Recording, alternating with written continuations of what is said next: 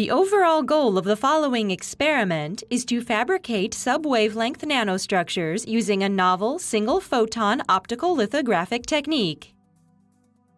This is achieved by first applying a layer of a photochromic molecule on a silicon substrate.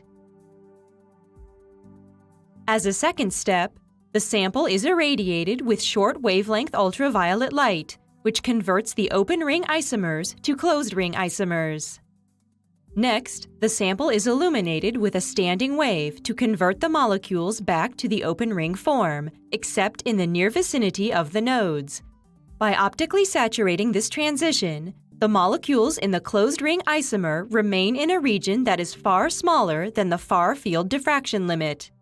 Finally, the sample is placed in a polar solvent where the closed ring isomer dissolves away at a faster rate than the open ring isomer, leaving behind nanoscale topography.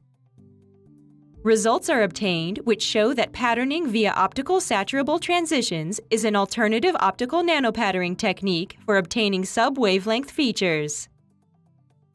The main advantages of this technique over existing methods like scanning electron beam lithography are that patterning via optical saturable transitions can be orders of magnitude faster, provide more precise patterning, and be simpler and cheaper to implement. Demonstrating the procedure will be Precious Cantu, a graduate student from my laboratory.